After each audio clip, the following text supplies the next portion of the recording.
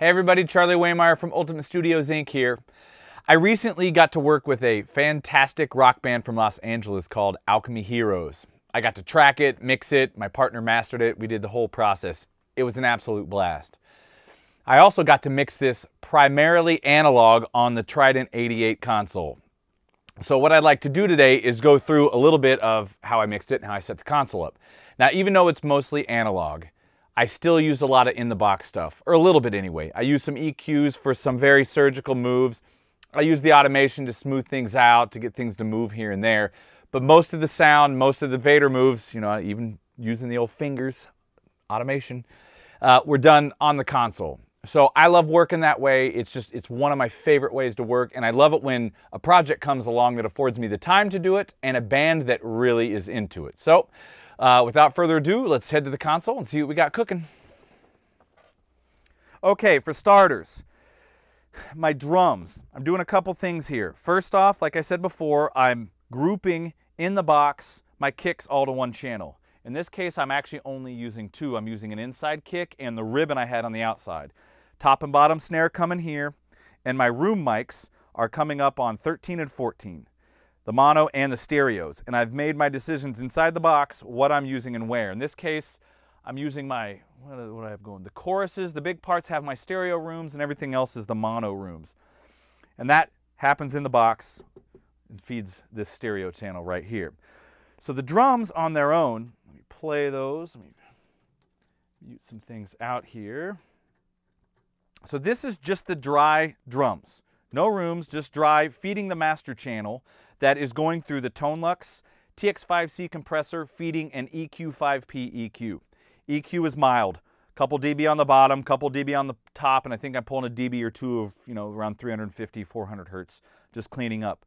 The compressor, the TX5C is one of my favorites because it doesn't kill my transients. I can hit it really hard, drums stay punchy, everything comes jumping out of the speaker still. In this case, I'm not hitting it that hard really. A couple dB, two most of the time, maybe three on the louder parts, and that's it. But it does a nice job of gluing things together. So this is just the dry drums.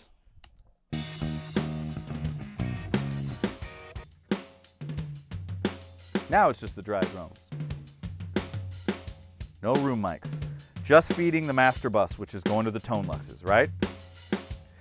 The kick and snare are getting some compression. As you can see, a lot of EQ going here, but the kick and the snare are both going through Joe Meek MeC compressors, which I love for, they're fat, there's got some weight to them. I like what they do. The EQ, I'm not pushing any bottom end because I'm doing that a little on the master, and then you'll see over here when I get to the drum bus, I'm doing it there a little bit too. So I am adding a lot of bottom on the toms. I'm adding some, looks like about somewhere in the 6 to 8K range for some attack on the toms. The snare is getting a good bit of low mids to help get some beef to it, and also some attack around 5K.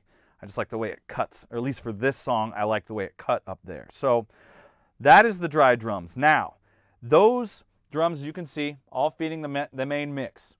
Now, everything except the rooms. So from here, between here, you can see I'm also going to, I'm feeding bus 1 and 2, which is my drum bus over here. That's going through a Daking FET III compressor. This is where the majority of my sound is coming from. It just kind of worked out that way. So I'm using all of this, and then I'm pushing it into this compression, and I'm a little EQ here. A 12K shelf on the top, maybe 2-3 dB, and maybe about 2 dB of an 80 hertz shelf too. So let's take a listen again. This is the dry drums. And now I'll add the FET. You can hear that's where most of the sound is coming from.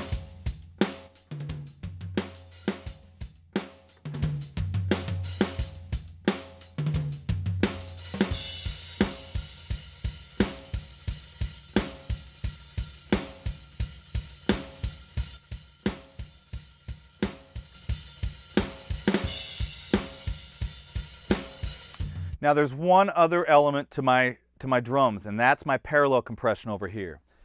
If you look up here on the masters, on channels 1 and 2, and the toms, which are 4, 5, and 6, I'm feeding bus 7 and 8.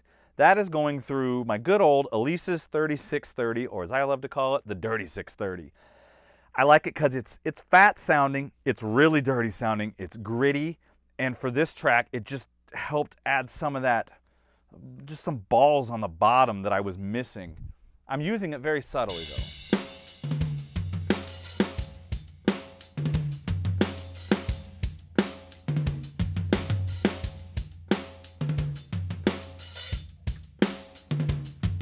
Last but not least, room mics.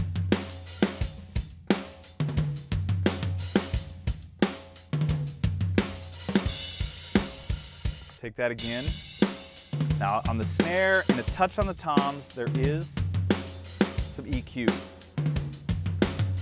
And I'm using the effects returns on the Trident to bring all my effects up separately. I do this because honestly, I like the sound of them separate, and I'm using a little bit of the analog EQ on the effects returns on the vocal and the drum effects. Plus, when I go to bounce stems this way, it makes my job way faster when I can just mute what I don't need, run off a stem, pull up what I need, mute what I don't, run off a stem. I don't have to go inside the box. I can do it all here, and it saves me a ton of time. So that's our drum setup. Bass. Moving on to the bass. The bass isn't getting anything fancy.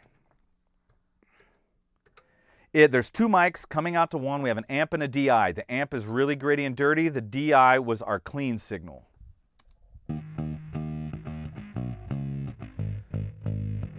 I am using a plug-in, my URS N4 Neve EQ, just for some low mids because I liked the way it pushed, but I liked the bottom, the actual bottom from the Trident. So this is adding some of the beef. The insert's on, and it's going through a DBX 160X compressor, and I'm slamming the crap out of this thing. There is a little automation happening from inside the box, and I do kind of readjust the mics here and there, but I don't have to move this too much. Bring in with some drums.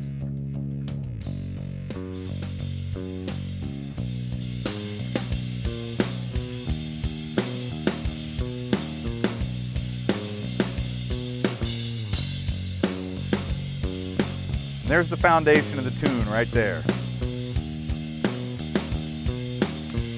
All right, guitars. So the couple things going on with the guitars. Like the drums, there's multiple tracks happening, or the buses, I mean. So I have my dry signal and I have my bus signal. So the guitars are coming out hard left and hard right.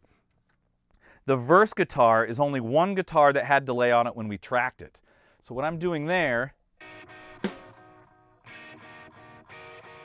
I'm using my effects return. I have a delay.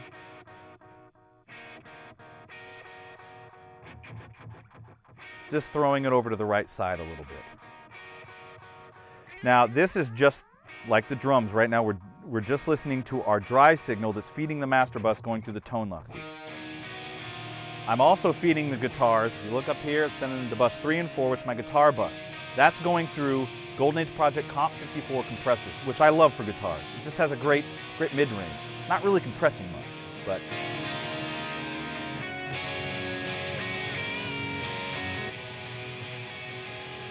so I'm getting most of my sound from there, but it's the blend between the two that are really making the guitar sound happen. So I'm using some of the dry signal, pushing to the compressors for the majority of my sound, but I'm keeping the dynamics from all the uncompressed, pretty much except for EQ unprocessed files. So now let's take a listen to all the music. Bass minus the vocal.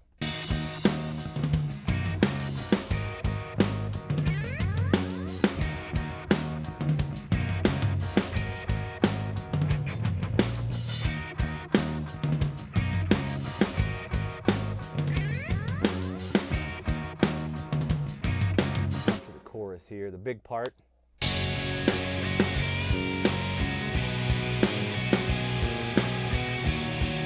Guitars, drum bus. Lose a lot of our sound.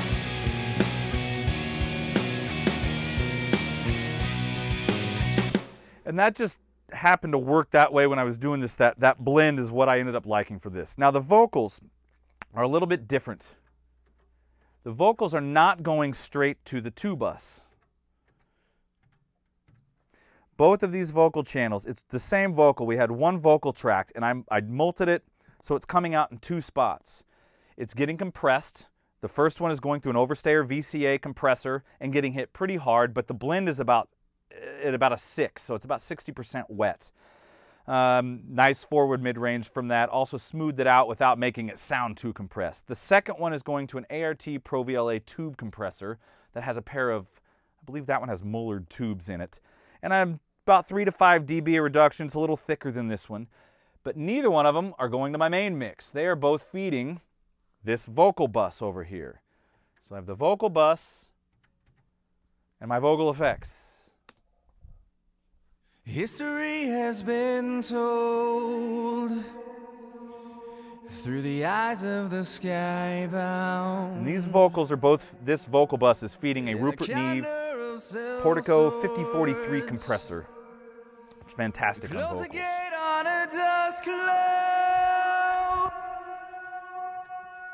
Let's pull everything in now.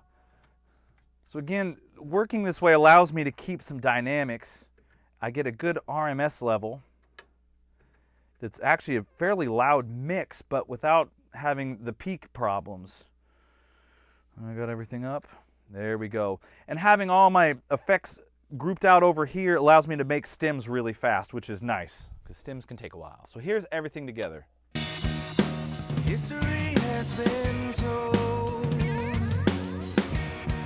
through the eyes of the skybound. In the calendar of cell swords, close the gate on a dusk cloud, leaving us outside, leaving us outside.